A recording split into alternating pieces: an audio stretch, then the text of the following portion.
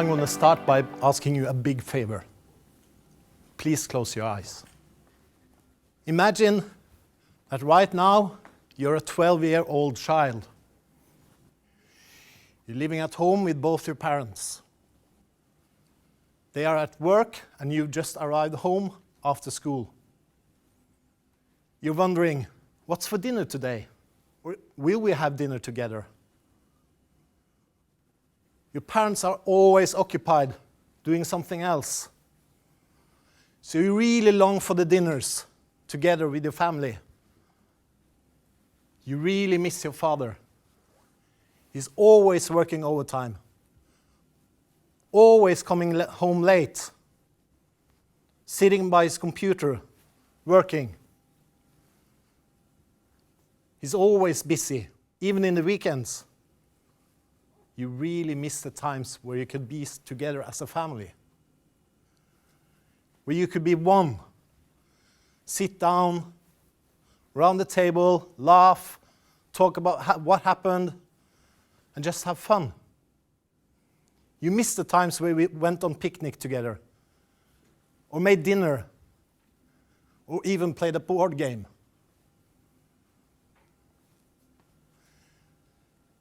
And your mother is always nagging about your father not coming home.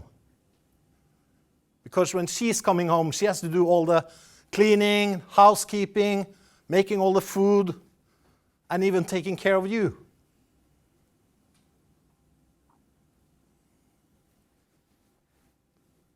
And when your father comes home, your mother and father argues a lot. You're afraid. You're scared that they will get a divorce. It's really sad. Please open your eyes again. This could easily have been my children. Do you know a father that is away from home, not seeing their kids, with bad conscience? Do you? I thought so. You know, you can see it. He's tired, angry. He's frustrated. And he doesn't know what to do. He's lost, totally lost. I was that CEO. That was me. I remember it clearly. My first divorce. It was the evening of Saturday, 7th of January 2006. My kids were sleeping. My wife and I just had a great dinner with a good bottle of red wine.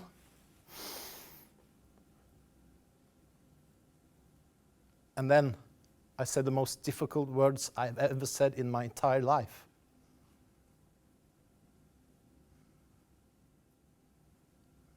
I think I'm gay. Boom! My world collapsed.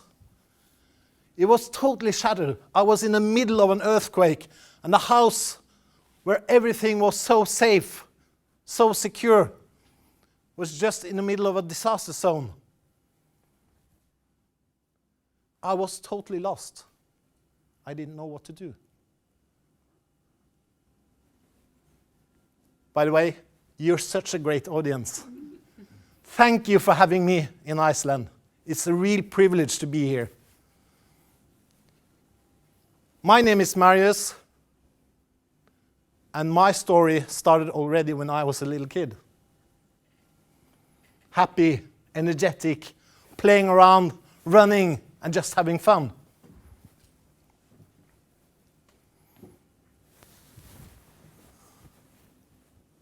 Then the bullying started, and the abuse.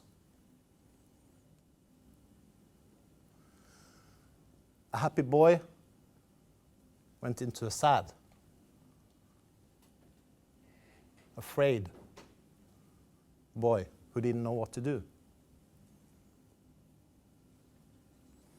He was lost. And when the time went, he lost all his self-confidence. And even once, he even tried or thought about committing suicide. My flight went into the army, and then heavy drug abuse and drinking. And as you already know, I got married. That was my solution at that time. Married, 2 kids, 2 beautiful kids. I was happy. I had a normal family, 2 kids, big house, station wagon. The only thing I was missing was a dog. I was a great CEO, having tremendous results, liked by every colleague I had. But still, there was something missing in my life. I still felt lost, and I didn't know what to do. Coming out was like losing 10 pounds in a split of a second. Finally, I was grounded. I was me, Marius, without the masks. Just me, plain simple me.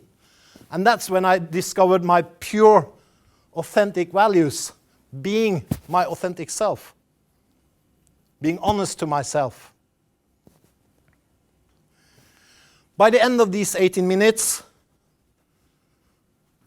I'm going to learn you or teach you what to start with to really have a great, happy, energetic, and fun life. With balance, with time to do everything you want to do.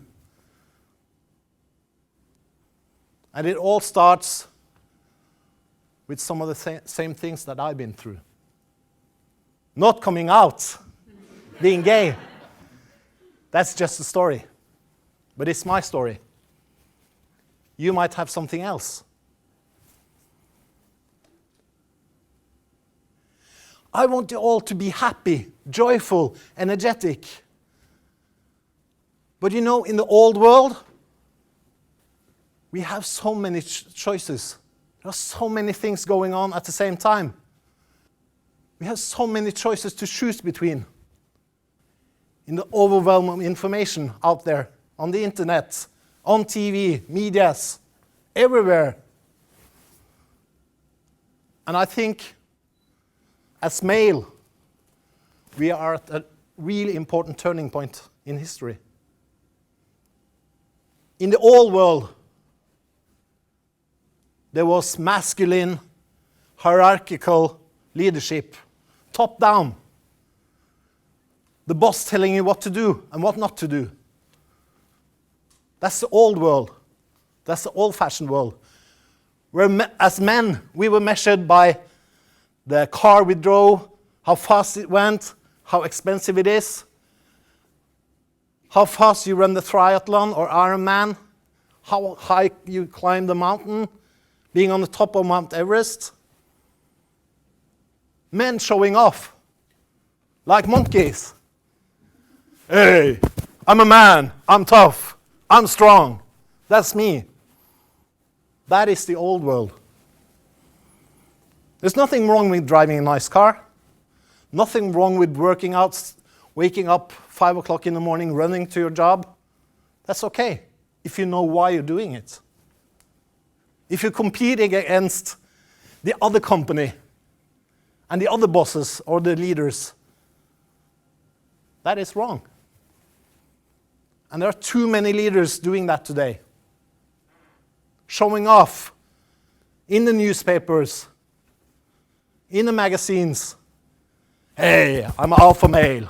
I'm a great leader because I run the fastest. I have the most expensive car.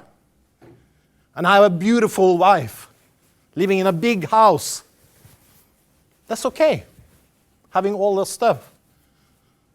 But the way leadership is measured today is not through how fast you drive, which wife you have, the cost of your house.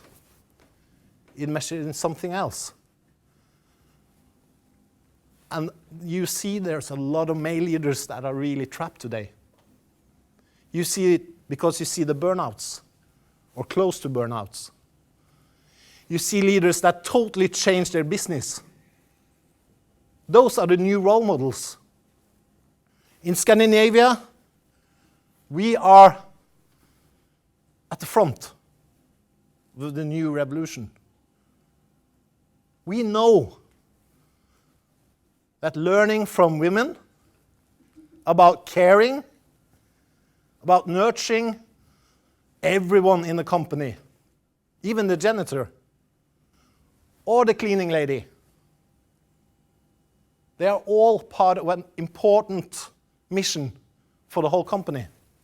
The new leader, the new male leader for the 21st century, is the caring leader. It's the authentic leader. It's the leader that knows his values and knows who he is. And that is one of the biggest questions for men today. Who am I as a male, as a role model? We all live in an equal and diverse world.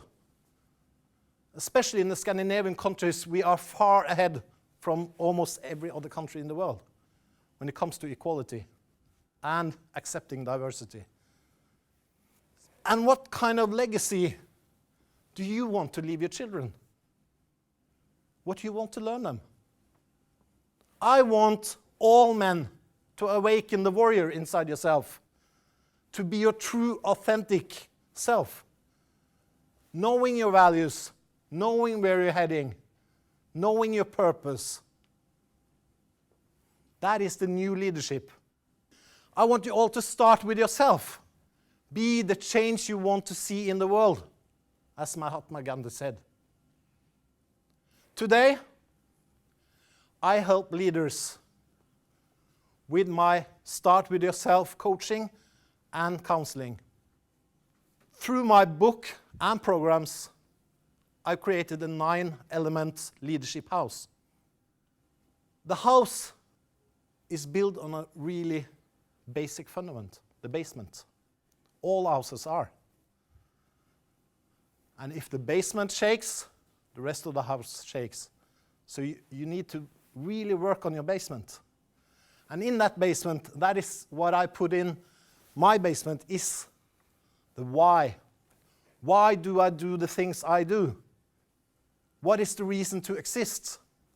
So in my basement, in my house, leadership house, you see your values. You see your purpose. And you see your vision. All that will help you to go the right direction and make it so much easier to set new goals. And you'll know when you know your values, what is the right decision and what is the wrong decision. Even when you're at a turning point like in Norway now, the oil industry is really changing fast. We're looking at 70,000 people unemployed within the 3 next months.